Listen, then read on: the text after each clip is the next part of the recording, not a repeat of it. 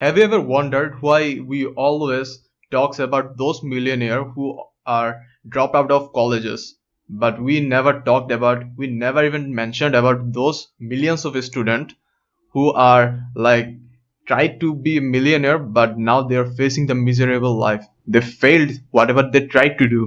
কেন আমরা অন্ধভাবে ওইসব সাকসেসফুল মানুষদেরকে ফলো করা শুরু করি যেখানে আমরা বুঝি না যে আমাদের ওয়ে অফ লাইফ এবং তাদের way of life is different. Like আমরা যে স্থানে আছি এবং তারা যে স্থানে ছিল, তাদের বয়স, আমাদের বয়স, তাদের দেশের ইকোনমিক্যাল সিচুয়েশন, তাদের আশেপাশের মানুষের ইনফ্লুয়েন্স, তাদের লাইফ, তাদের জার্নি আমাদের জার্নির মধ্যে অনেক ডিফারেন্ট। লাইক ক্রিশ্চিয়ানো রোনালদো, আমরা তাদেরকে দেখে অনেক ইন্সপায়ার্ড হই। তার মানে এই না যে আমি 24 বছর বয়সে এসে কালকে আমাদের পাশের এলাকার একটি ফুটবল ক্লাবের মধ্যে জয়েন করলে আমি তার পজিশনে পৌঁছাতে পারবো। আমাদের মধ্যে আমরা এমন অনেকে আছি যারা এরকম ডিসিশন নিয়ে ফেলি এবং স্ট্রিক্টলি ফলো করতে থাকি উইথাউট কনসিডারিং এনিথিং, অ্যান্ড আমাদের যেসব মেজর কাজগুলি আছে ওই সব কাজগুলি ফেলে আমরা এইসব জোনের মধ্যে ডিপ ডাইভ করি। সো হোয়াটস রং? কি এমন কাজ করে, কি এমন বিষয় এখানে অ্যাসোসিয়েটেড যার জন্য আমরা এমন এমন ডিসিশন নিয়ে থাকি পরবর্তীতে আমাদের শুধু পস্তানো ছাড়া আর কোনো কাজই থাকে না। আর যে কারণে আমাদের লাইফে আমরা এসব ছোটখাটো বিষয়গুলি কনসিডার না করার কারণে লাইফের পরবর্তী স্টেজে গিয়ে আমরা রিগ্রেট করে থাকি, তার মূল কারণ হলো সারভাইভারশিপ বায়াসেস। এটি হলো এমন একটি কগনিটিভ বায়াসেস, এটি এমন একটি ইলিউশন, এমন একটি সাইকোলজিক্যাল ট্র্যাপ যার মাধ্যমে আমাদের মনে হয় success is just few step away from us if we follow our idol like Elon Musk, Cristiano Ronaldo, Putin, you can say Shahrukh Khan.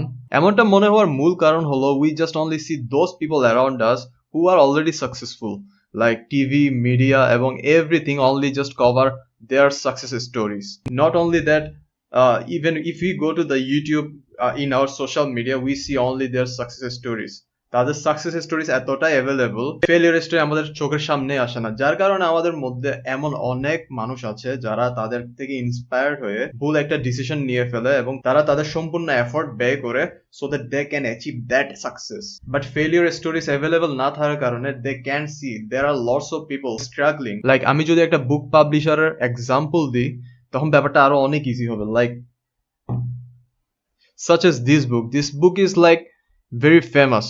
Rolf Dobelli এর মতো আরো অনেক বই লেখক আছে সিমিলার বই লিখেছিল, বাট কোনো না কোনো কারণে এই লেখকের বইটি বিক্রি হয়েছিল, বাকি লেখকের বইগুলি কেউ কিনেনি, ইভেন কেউ পড়েও দেখেনি। ফর এক্সাম্পল, একজন সাকসেসফুল বই লেখক অর্থাৎ যার বই অনেক বেশি সেল হয়েছে, তার পেছনে আরো 100 জন বই লেখক আছে যাদের বই তেমন একটা সেল হয়নি। তার পেছনে আরো 1000 জন বই লেখক আছে যারা কোনো পাবলিশারই খুঁজে পায়নি।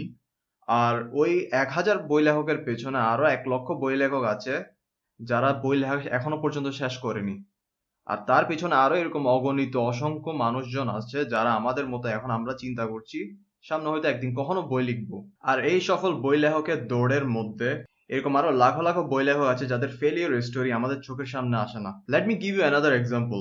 দ্বিতীয় বিশ্বযুদ্ধের সময় আমেরিকা তাদের বিমান যুদ্ধের মধ্যে পাঠাতো, তখন দেখা যেত প্রতি 200টি বিমানের মধ্যে 5-6টি বিমান তাদের দেশের মধ্যে সেফলি ব্যাক করত। আর তারা তাদের এই বড় লোকসান কমানোর জন্য তারা ফিরে আসা ওইসব বিমানগুলির মধ্য থেকে ড্যামেজ এরিয়ার ডাটা কালেকশন করে তারা জানতে পায় ছবির মধ্যে দেওয়া এই লাল অংশের মধ্যে শত্রুপক্ষের বুলেট এসে বেশি ড্যামেজ করে। তবে তারা এখানের মধ্যে চাইলে পুরো বিমানের মধ্যে এক্সট্রা মেটালের লেয়ার দিয়ে চাইলে বিমানকে মজবুত করতে পারতো, তবে এতে বিমানের ওজন বেড়ে যেত যা বিমান উঠতে এবং যুদ্ধের জন্য পরিপক্ক হতো না। তাই তারা সবাই সিদ্ধান্ত নেয় এই লাল স্থানের মধ্যে যেখানে বুলেট বেশি এসে ড্যামেজ করে ওই স্থানের মধ্যে মেটালের শিল্ড লেয়ার দিবে যাতে যাতে যুদ্ধের সময় বিমানের ক্ষয়ক্ষতি তেমন একটা না হয়। এবং তাদের এই সিদ্ধান্তের মধ্যে সবাই সম্মতি জানায় তবে একজন ছাড়া। তিনি বলেন, whatever you guys are thinking it's totally opposite. Now you let me know what mistake they are going to make. Pause this video and think about it.